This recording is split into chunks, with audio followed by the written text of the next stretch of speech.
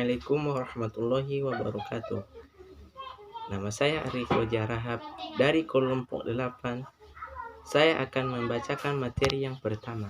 Yang pertama, A. Pengertian karangan ilmiah. Karangan ilmiah adalah laporan tulis dan diterbitkan yang memaparkan hasil dari penelitian atau pengkajian yang telah dilakukan oleh seseorang atau sebuah tim dengan memenuhi kaidah dan etika keilmuan yang dikukuhkan dan ditaati oleh masyarakat. Menurut Broto Wijoyo, karangan ilmiah adalah karangan ilmu pengetahuan yang menyajikan fakta dan ditulis menurut metodologi penulisan yang baik dan benar.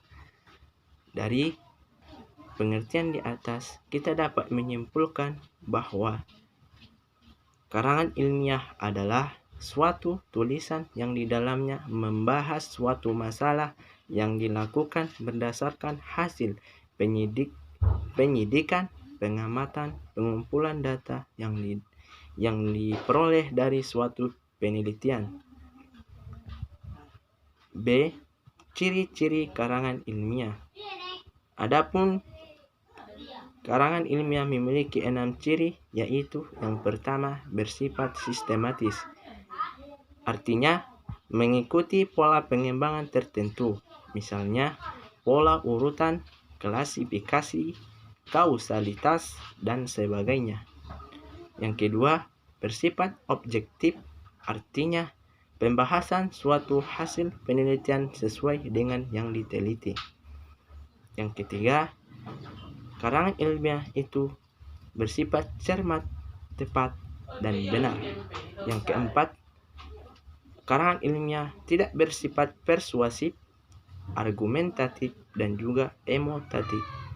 Yang kelima, karangan ilmiah bersifat netral atau tidak mengejar keuntungan sendiri atau pihak tertentu.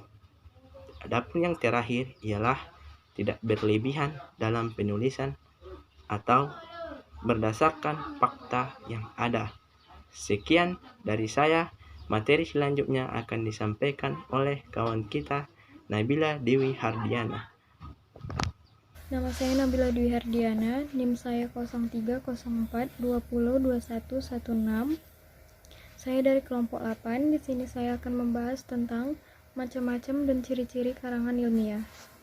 Untuk materi yang pertama yaitu karangan ilmiah. Karangan ilmiah memiliki 6 macam, di mana yang pertama laporan penelitian. Laporan penelitian adalah laporan yang ditulis skripsi berdasarkan penelitian. Yang kedua yaitu skripsi. Skripsi adalah tulisan ilmiah untuk mendapatkan gelar akademik sarjana strata 1 atau S1, yaitu tesis. Tulisan ilmiah untuk mendapatkan gelar akademik strata 2 atau S2 yaitu master. Dan yang keempat yaitu ada disertasi. Disertasi adalah tulisan ilmiah untuk mendapat gelar akademik strata 3 atau S3 yaitu doktor. Yang kelima yaitu surat pembaca. Surat pembaca adalah surat yang berisi kritik dan tanggapan terhadap isi suatu tulisan ilmiah. Dan yang terakhir yaitu laporan kasus. Laporan kasus adalah tulisan mengenai kasus-kasus yang ada dilandasi dengan teori. Materi berikutnya yaitu jenis-jenis karangan ilmiah. Karangan ilmiah memiliki 4 jenis. Yang pertama, karangan ilmiah itu sendiri. Karangan ilmiah ada 2 hal yang mendasar yang menunjukkan ilmiah tidaknya suatu karangan. Pertama, adanya penyajian atau umum, dan kedua, adanya ketepatan dan keteraturan metode penulisannya.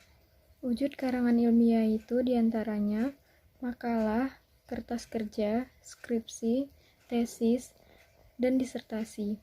Yang kedua yaitu karangan non-ilmiah. Karya non-ilmiah adalah karangan yang menyajikan fakta pribadi tentang pengetahuan dan pengalaman dalam kehidupan sehari-hari. Bersifat subjektif, tidak didukung fakta umum, dan biasanya menggunakan gaya bahasa yang populer atau biasa digunakan atau tidak terlalu formal. Yang ketiga yaitu karangan ilmiah populer.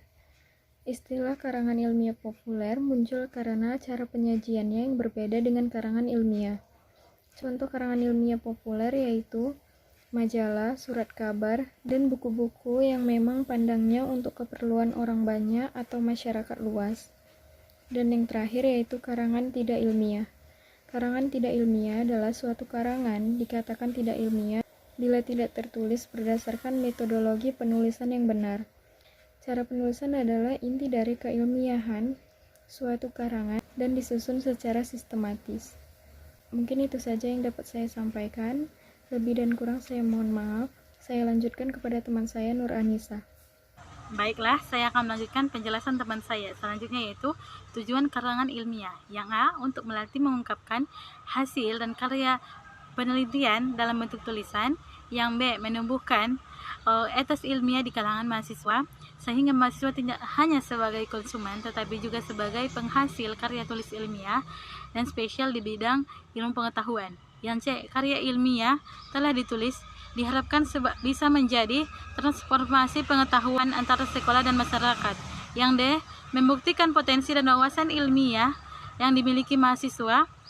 Yang E, melatih kemampuan dan keterampilan dalam melakukan penelitian. Yang F, memberikan penjelasan, komentar, penilaian, saran, dan menyampaikan sanggahan serta membuktikan hipotesa. Baik, saya akan melanjutkan penjelasan saya. Selanjutnya yaitu yang F, langkah-langkah pembuatan karangan ilmiah. Oke. Yang pertama yaitu menentukan tema dan topik penelitian. Yang kedua, membuat outline atau kerangka penelitian. Yang ketiga, mengumpulkan bahan. Yang keempat, survei lapangan. Yang kelima, membangun bibliografi. Yang keenam, menyusun hipotesis. Yang kelima, menyusun rancangan penelitian. Yang kedelapan, melaksanakan percobaan berdasarkan metode yang direncanakan. Yang kesembilan, melaksanakan pengamatan dan pengumpulan data. Yang kesepuluh, menganalisis dan menginterpretasikan data. Yang ke-11, merumuskan kesimpulan dan teori.